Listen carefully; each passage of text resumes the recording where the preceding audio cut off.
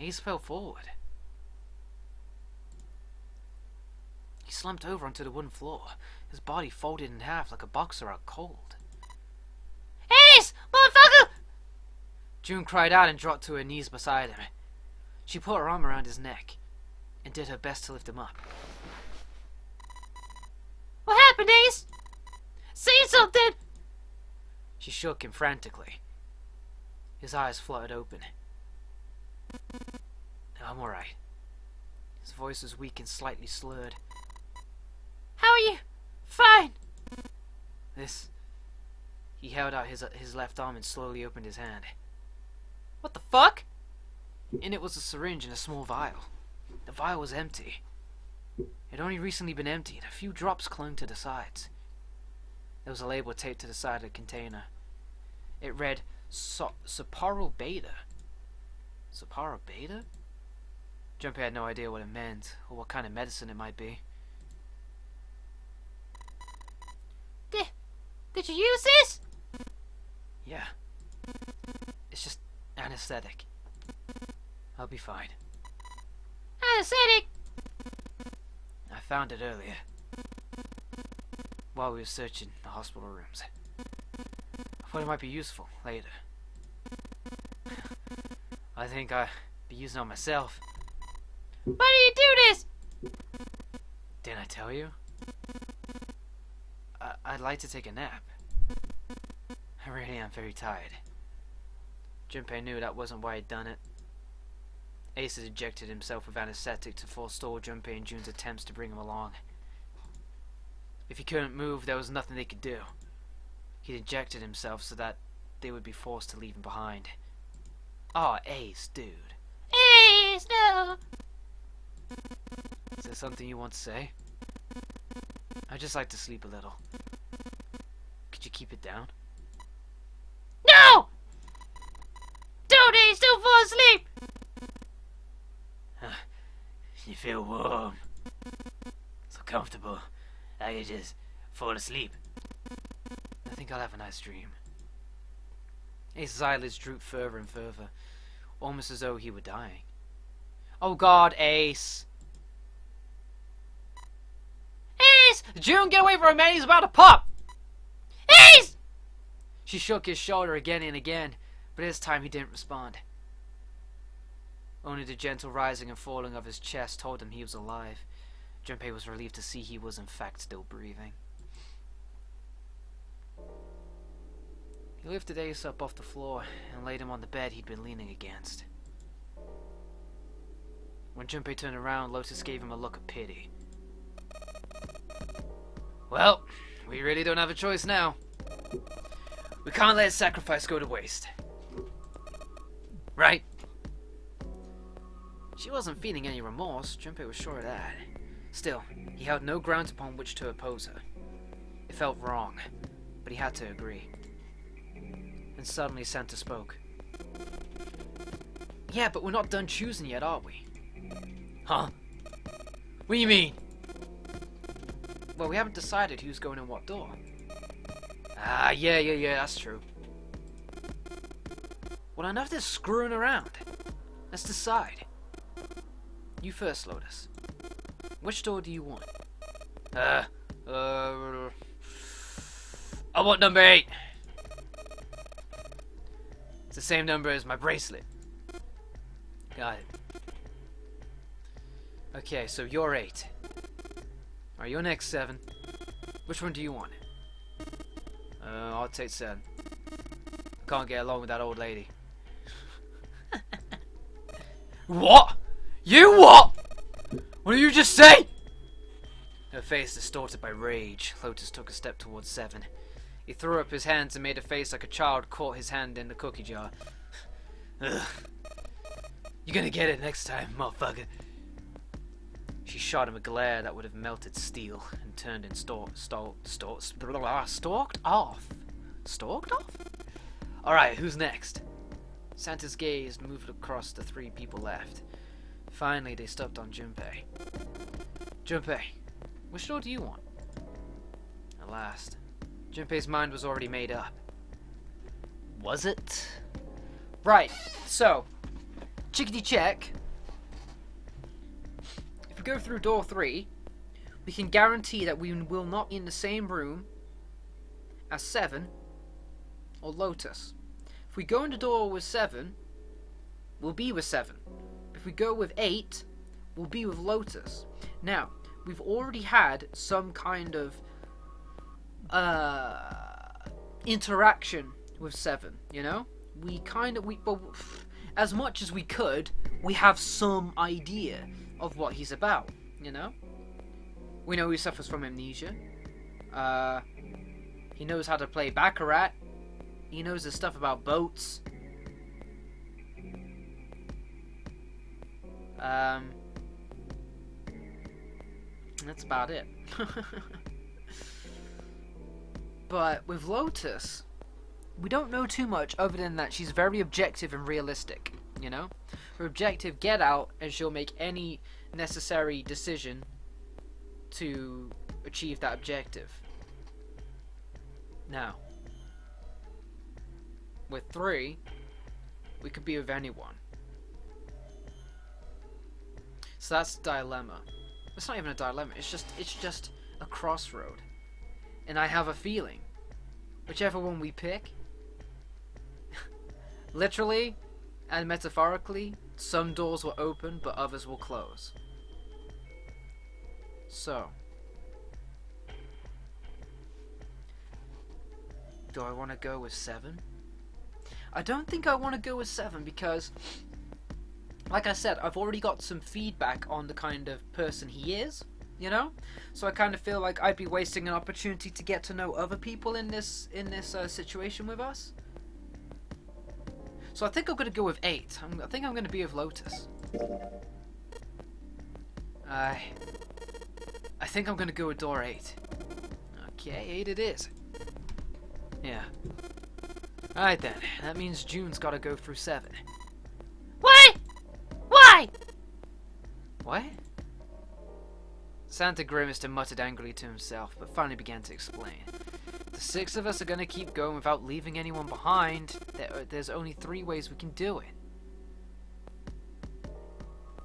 Plan A. Go through 7 with 358, and go through 8 with 467. Plan B. Go through 7 with 457, and go through 8 with 368. Plan C.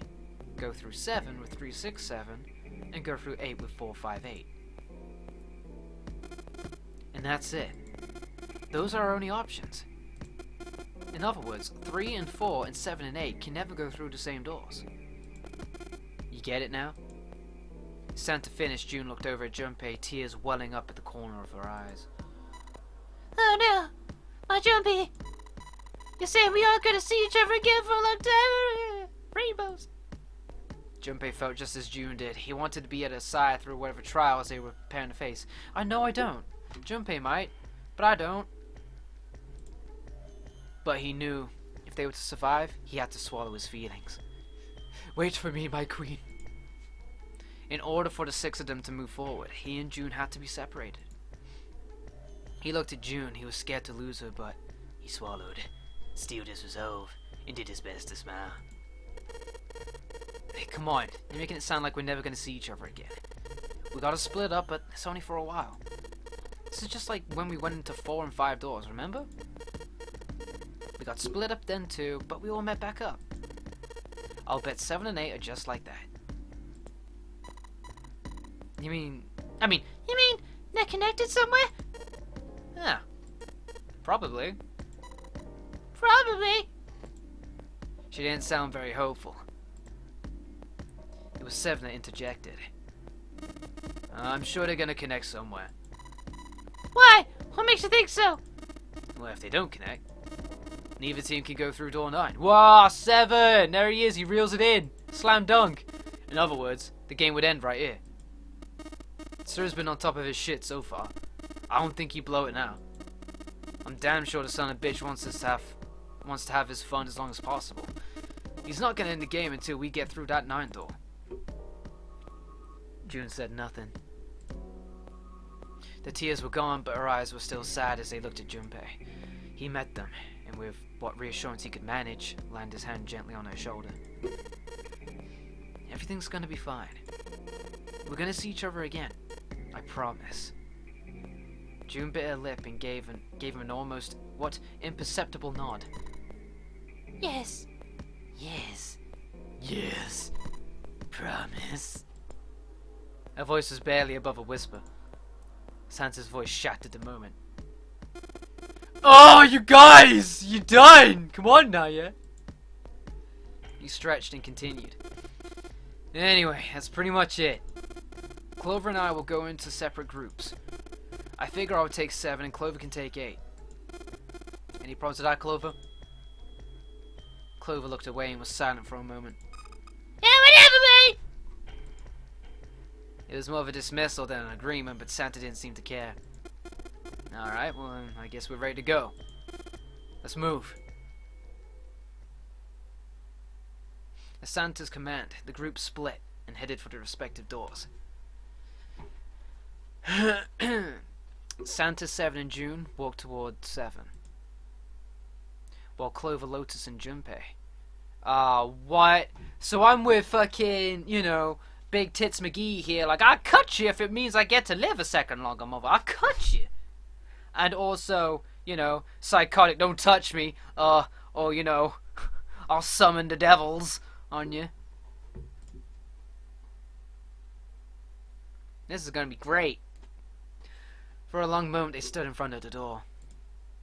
Then Lotus laid her hand against her chest, and it got lost. Are you ready? Yeah! Yeah! Then shall we go?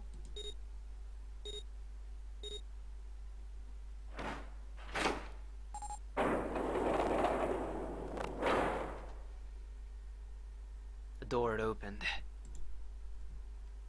A narrow hallway stretched out before them. Lotus and Clover leapt through the door. The moment they did, their bracelets beeped. Ah shit. Them seconds, son. The detonators in the bracelets had been activated. Junpei stepped forward to follow them. But as he was about to step over the threshold, he stopped.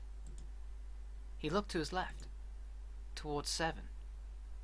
June stood there, a mirror image of Junpei. She turned and looked toward him.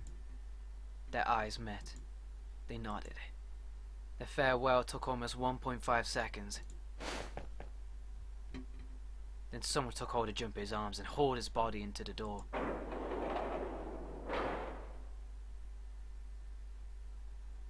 He heard the sound of the numbered door slam shut behind him. His bracelet gave a cold electronic beep. Right, 81 seconds left. Get on it, kids. Get on it! Lotus snapped at him and ran to the dead. Junpei and Clover followed her as fast as they could.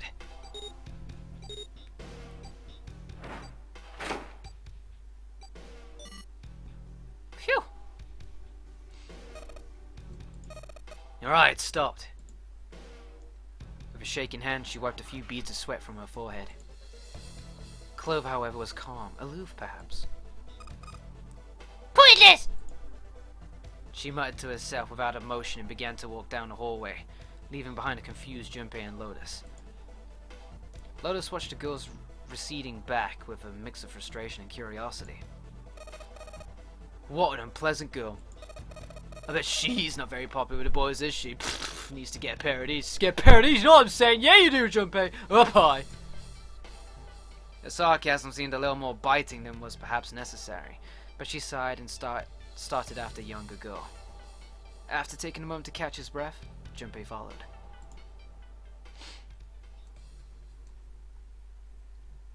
The hallway made a number of turns before at last coming to a dead end. Set into the wall on the left side was a large iron door. For a few minutes they stood in front of the door examining it. Above the door was a plate with the word laboratory engraved on it. A laboratory? Huh. That doesn't sound very pleasant. I don't like the look of this place. Yeah, me neither. But there aren't any other doors. It's not like we have a lot of choices. Junpei. Huh? Please, you first. What? This is bullshit! Junpei suspected her politeness was motivated by something other than respect. Ugh, fine. Junpei muttered to himself and pushed open the iron door.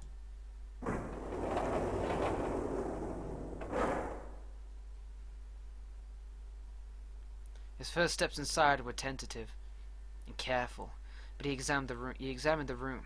It became clear that there was no imminent danger. Lotus followed him in, and Clover boarded up the rear. The room they found themselves in was divided into two separate areas by a curved wall. A thick glass window built into the wall made it impossible to see into the other side of the division. Junpei walked to the window and looked through. The hell? He wasn't sure what else to say.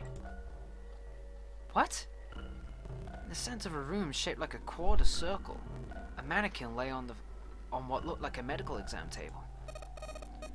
Well, that looks pretty fucking creepy. Junpei jumped a little. He hadn't noticed Lotus had come up next to him. You don't think this thing is gonna like suddenly sit up or something, do you? I don't like shit like that. Well, I don't know. I mean, look at all those cables sticking out of it. If we press the wrong button, I don't know. Stop it! Stop it! Just thinking about it's terrifying. She was gripping her arms, the knuckles in her hands were white. It was then that Junpei noticed Clover. She was still standing near the entrance of the room. Her face had the appearance of calm, but it was drawn, and somehow sad. This girl is gonna lose it, I can tell. She is gonna fucking snap. And I do not want to be near her when it does. There was something almost pitiful about her. Junpei walked over to her and as kind as he could, spoke. Are you okay? Clover looked away. What are you talking about, huh? I'm just worried about you. You've been real quiet. What? I can't be quiet if I want to? Well, I mean, of course you can. Okay then. If I can be quiet if I want, just leave me alone, okay? Come on, you know I can't do that. We gotta work together. Clover bit her lip and was silent for a moment, then said, Junpei! You just don't care, motherfucker! The cry took Junpei by surprise, and he stumbled backward a few steps alarmed. My brother's not the kind of person who just leave me behind! Something happened to him! Something bad. Junpei had nothing to say. Lotus, jolted from her mannequin nightmares by Clover's voice, turned toward them. What happened? Clover's eyes slid to Lotus, then back to Junpei. Look! Just don't bother me, okay? Leave me alone! Finished, she turned around.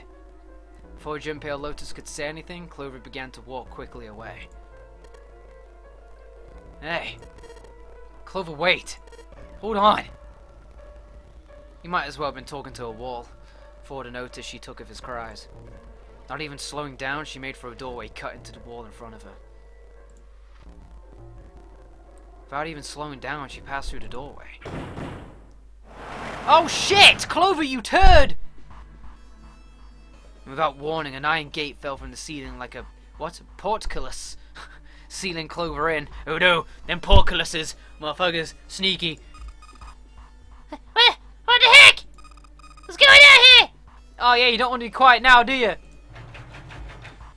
Clover grabbed hold of the iron bars and shook them as hard as she could. You hang on. I'll get it open. Junpei grabbed the bars and pulled. In a moment, Lotus joined him. The three of them pulled as hard as they could, but...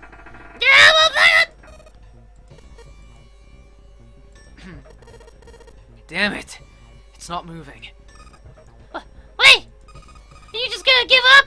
Just like that? No, I'm not giving up. This has got to be another one of Zero's puzzles. Well, if it is, then there's got to be a way to open it. Junpei nodded. Just what I was thinking. Now all we've got to do is find it. Lotus and I can look around here. Clover, you're gonna have to see if you can find anything in there. Oh yeah! I'm on it!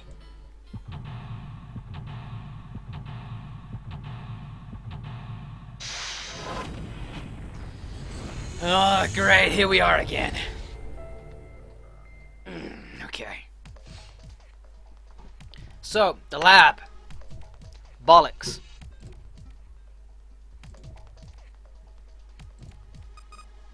Chippy! Do something, please! Motherfucker. A silver handrail.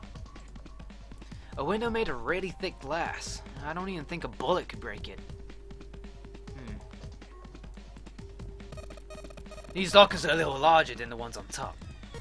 Let's see if there's anything useful in here. And no, nothing. Oh, buddy. Ethanol? I wonder if this was for antisepsis, you know. No, it says anhydrous ethanol. Anhydrous? Is that different from the regular ethanol? Come on, that's common knowledge. Anhydrous ethanol is a powerful cleaner. It can erase marks left by a permanent marker. Well, shit, I didn't know that.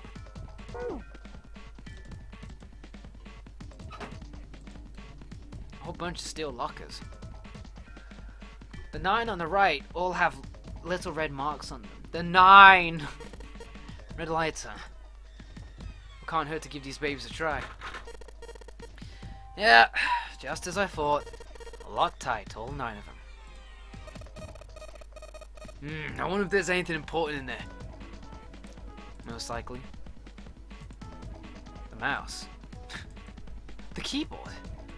The monitor! This is a computer. The power isn't on. Well, there is a power button. This is a waste of time. What? I don't see a power cable. Oh yeah, you're right. No power cable. This thing isn't even connected to a main computer though. It's got a monitor, keyboard, mouse, but that's it. Just sticking a power cable isn't gonna do anything. Well, I don't know about that. Well, first we need to find one. The hands on the clock have started moving. The clock may stop, but time goes on. No time to screw around. We need to figure out a way out of here. There's a lot of stuff here. I don't know how we could use any of these. But I can say for sure that I do know how to use at least one of these things. Which one? The one on top. I think it's a power cable. Power cable, huh? I'll take that. Sweet! The monitor doesn't have a power cable. So, one end of the cable needs to be connected to a monitor. And the other end needs to plug in under the desk. Alright, let's just slip you in. Huh? Well, shoot. I can't use it. What's wrong now? This cable has 3 prongs, but the socket only has 2 holes. It's not gonna fit, is what I'm saying. In other words, we're gonna need a plug to change the power cable in to change the power cable to one with 2 prongs. That's right. Shit. I had a feeling it wasn't gonna be that simple. I think this thing's supposed to be the power that supposed to power that machine in the other room. But it doesn't appear to be doing that. I wonder how we're supposed to turn it on. With this keyhole thingy. This is a really old type of keyboard. This is a keyhole. This looks like a keyhole for the activation key. Activation key, huh? There are 2 levers here. Do you think they activate something? Why don't you move one? I'll give it a try. Nope. Doesn't look like anything's happened. Wow, balls. I wonder what this cable is connected to. Okay, one side of this thing is in the room with us. The other side extends into the laboratory where Clover is. In other words, the console in front of us is connected to the device in the laboratory.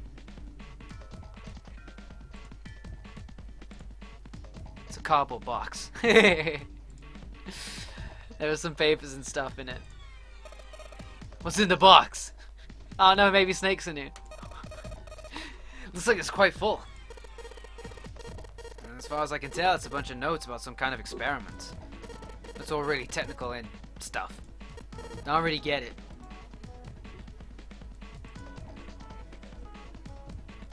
Alright, well, balls.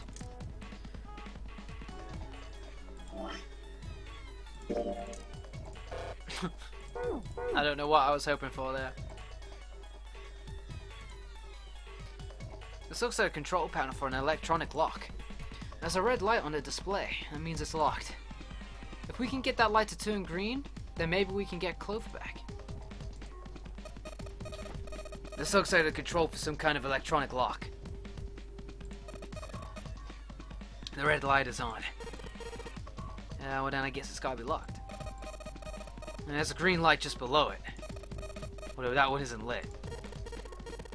I bet it'll turn on if we can unlock it, right? Yeah, but how are we gonna unlock it? There's no keyhole, no card reader, no keyboard for putting in the password. I have no idea.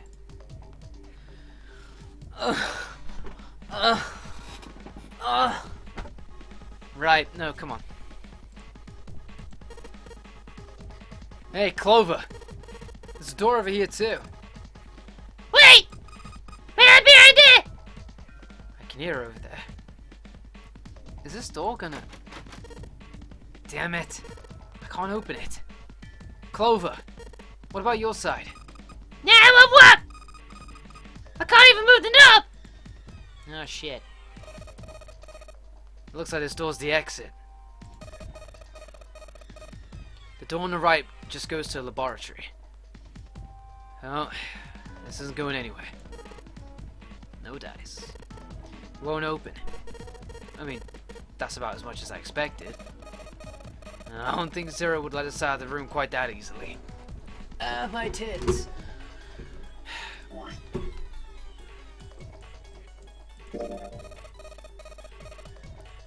Did you know that ethanol is used in some kind of alcoholic drinks? So does that mean you could use booze to clean up Marco graffiti? Well, I don't know about that. I'd rather drink it than use it to clean. Don't drink that. I'm not gonna drink it, idiot!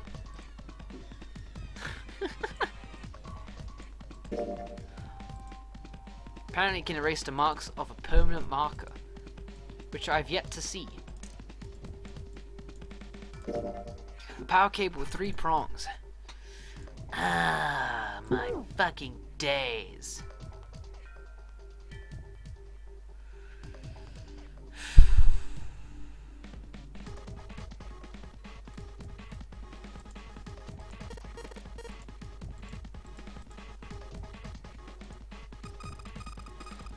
Is this like an examination table?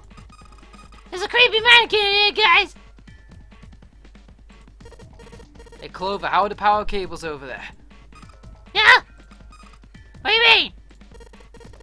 Well, does the plug have 3 prongs or 2? I don't know what you're talking about. Let me go look.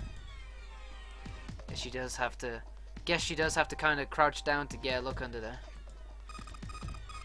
The cable on the bottom has, it's got 2 of those little metal things. What's that mean? That's it. Okay, can you unplug that cable and bring it over here? Okay, boy. But Well, I can unplug it, but it's connected to my computer. I can't take it over to you. damn it. It's no good then. Well, how about just a plug? What? The plug? Or maybe more like a connector. It's the sort of thing that makes a plug with 3 metal thingies into a plug with 2.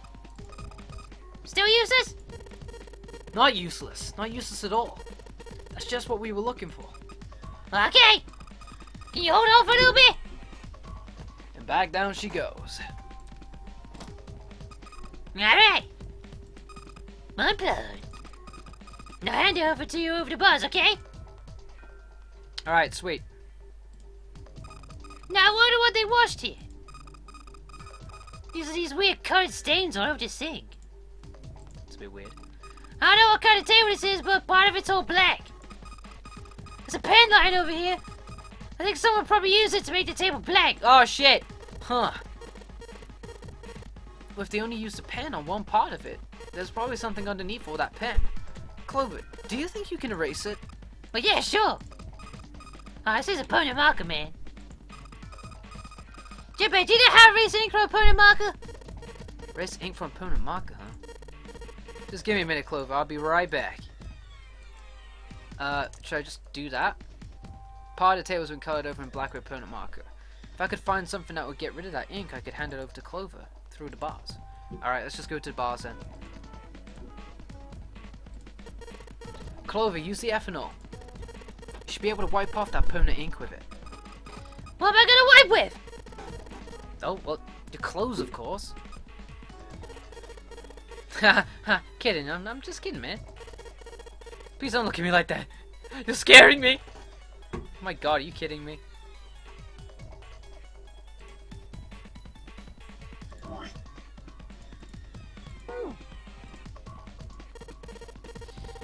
Anyway, could you wipe off that permanent ink? Look, Clover. Right now at this moment, you're the only person we can depend on. I'm trusting you with this. Huh, you trust me? I feel kinda special. Well, fuck it. Well, give me the cable. You said you was gonna give me the thing. What happened to that? Motherfucker. Yeah, it's still only got 3 prongs. God damn it. Hey, woman.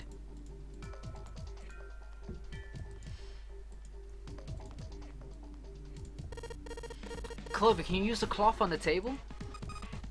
Huh? Soak it in ethanol and then use it to wash off the stuff from the permanent marker, okay? Alright, okay, I can do that.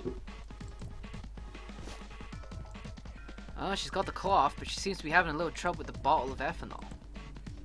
When she's ready, I should ask her to get to work on that stuff on the table. Go! Alright, so the cloth and ethanol.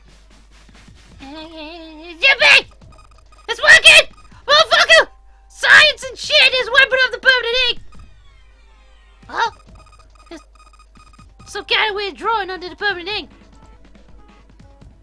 What's the deal with that drawing Clover found? Maybe I should ask her to take another look at the table. Now I wonder what this is. There's a bunch of numbers in some kind of grid. Well, I can't see it from here. I mean, I can't see it from here. Clover, you got a pen and a notebook, right? Could you write those numbers down and hand them over to me through the bars? Okay.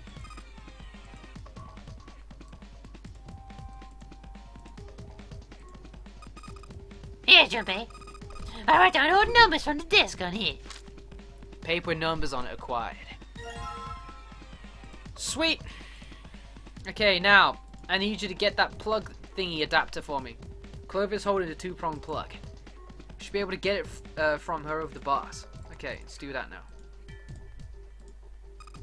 Here you go. A 2-prong plug. Alright, thanks.